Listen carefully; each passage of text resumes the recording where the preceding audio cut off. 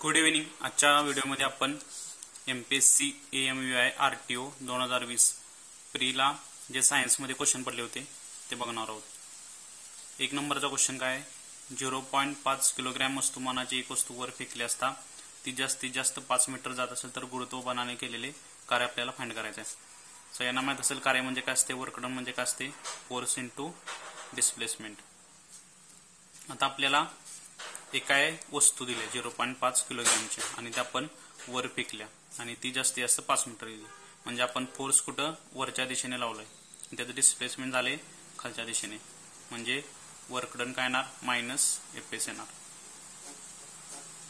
यासाठी मित्रांनो मी तुम्हाला 9वीचं स्टेट बोर्ड रेफर करेन।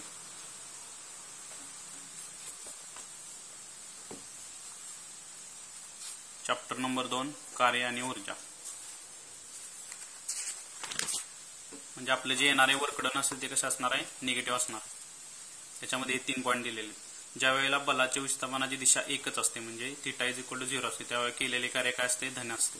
ज्या वेळेला फोर्स आणि डिस्प्लेसमेंट म्हणजे बल आणि विस्थापन हे विरुद्ध दिशेला असतात त्यावेळेला केलेले कार्य काय असते, ऋण असते। आणि ज्या वेळेला बल लावलं असते विस्थापन होत नाही म्हणजे डिस्प्लेसमेंट होत नाही, फोर्स लावला असतात तर बल व विस्थापन एकमेकांना कसे असतात, लंबरूप असतात, म्हणजे थीटा इज इक्वल टू 90 असते त्यावेळेला केलेले वर्क डन काय असते, 0 असते। त्यानुसार आपण इथं आन्सर फाइंड करायचं। काय येणार आहे इथं, work done is equal to -Fs। Force म्हणजे काय असते, mass into acceleration into displacement. हे किती दिले, जर आपल्याला सोपं करायचं असेल तर हे सगळे डिजिट काढून टाकायचे। हे 0.5 किलोग्रॅमचं डिजिट काढलं तर 5 गुणिले हे जी किती येणार 9.8चं 9.8च्या ऐवजी किती यायचं 98 घ्यायचं आणि डिस्प्लेसमेंट किती दिले आपल्याला 5 दिले। हे किती येणार 98 इंटू 25, 25 गुणिले 8 200 येणार 0, अच्छा गेले 20, 25 9 225 आणि 20 किती झाले 225, 5 2 2 4 2 2450 आणि हे राहिलेले 2 डिजिट 9.8चा एक डिजिट आणि हा एक 0.5चा एक डिजिट, असे 2 डिजिट उजव्या साईडने द्यायचे। आन्सर काय आपलं 24.5, पण आपलं वर्क डन काय ठरले, मायनस ठरले, त्यामुळे याचा आन्सर येणार option number D, 24.5। Question number 2 काय आहे, विद्युत क्षेत्रामध्ये अनंत अंतरावरून हव्या असलेल्या बिंदूपर्यंत एक एकक धन विद्युत प्रवाह आणण्यासाठी विद्युतभार आणण्यासाठी क्षेत्राच्या विरुद्ध दिशेने कार्य करणे म्हणजे त्या बिंदूचं काय असते, विद्युत विभव म्हणजे काय असते, इलेक्ट्रिक पोटेन्शियल। यासाठी सुद्धा मी तुम्हाला 9वीचं स्टेट बोर्ड रेफर करेन।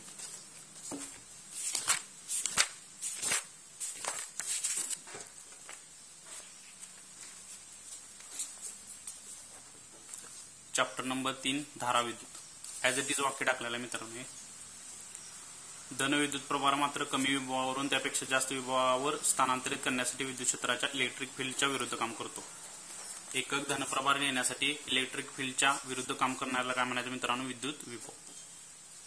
क्वेश्चन नंबर 3 जोड्या जुळवायच्यात। आपल्याला 3 ब्लॉक दिलेले आहेत S P D F, त्यानुसार या साईडला जे त्याचे एक्झाम्पल ते ओळखायचे। एस ब्लॉक मध्ये कोण येत असते मित्रांनो, एस ब्लॉक मध्ये येत असते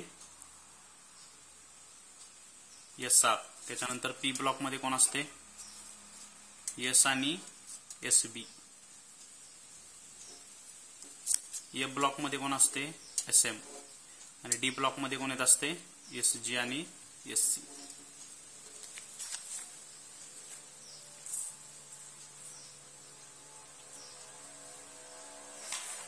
या क्वेश्चन साठी तुम्ही पिरियोडिक टेबल रेफर करू शकताय, तो 10वीच्या तुम्हाला बुक मध्ये सापडेल। विज्ञान आणि तंत्रज्ञान 10वी भाग 1 चॅप्टर नंबर 2 मूलद्रव्याचे आवर्त वर्गीकरण। हा पिरियोडिक टेबल आहे, याच्यावरून तुम्ही ते आन्सर फाइंड करू शकता।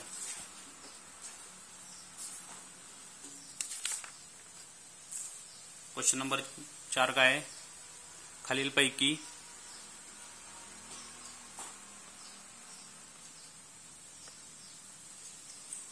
मेधात विरघळणारे जीवनसत्व कोणते आहे आपल्याला ओळखायचं आहे। तर आपल्याला माहित आहे पाण्यात विरघळणारे कोण कोण असतात, बी आणि सी। बी आणि सी पाण्यात विरघळणारे कोण कोण असते, बी आणि सी। मेधात विरघळणारे A D E K, त्याच्यामध्ये एकच ऑप्शन आहे जीवनसत्व हो. यासाठी 10वीचं स्टेप रेफर करेल.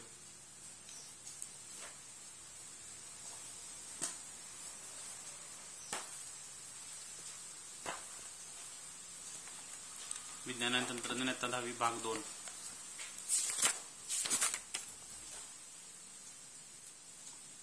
जीवनसत्वाचे 6 मुख्य प्रकार आहेत. ए बी डी ई के आणि ए डी ई हे कशात मिळतात आणि बी आणि सी कशात असतात? जल आणि विद्रावमध्ये.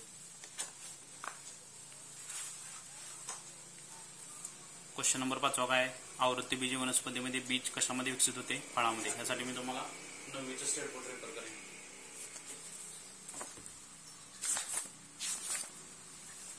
चॅप्टर नंबर 6 वनस्पतींचे वर्गीकरण. याच्यामध्ये आपण दिलेला आहे आवृत्तीबीजी वनस्पती म्हणजे काय? आवरण असलेल्या वनस्पती. अँजिओस्पर्म म्हणायचं. अँजिओ म्हणजे काय? आवरण असलेल्या वनस्पती. यामध्ये सरळ दिलेल्या या वनस्पतींना फुले येतात आणि फुले त्यांच्या प्रजननाचा अवयव असते. फुलाचं रूपांतर कशात होतं? फळात होतं. आणि फळं कशा असतात? फळांच्या आतमध्ये काय असतात? बिया तयार होतात. त्याच्यामुळे याचा आन्सर काय येणार? फळे येणार. क्वेश्चन नंबर 6 खालीलपैकी कोणत्या संघाच्या प्रतिनिधीमध्ये रचना कशा असते? अत्यंत साधी आणि द्विपक्षीय समिती म्हणजे बायलॅट्रिकल समिती. याचा आन्सर आहे मित्रांनो चपटे कृमी म्हणजे त्याला काय म्हणायचं? चपटे कृमीला काय म्हणायचं? वलयांकी.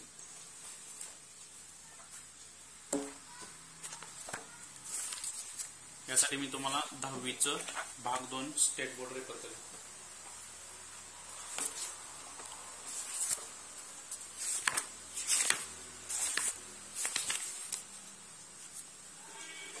प्लॅन्टी हेल्मिथस म्हणायचं. इथं सिलेंडर का झाले? प्लॅन्टी हेल्मिथस.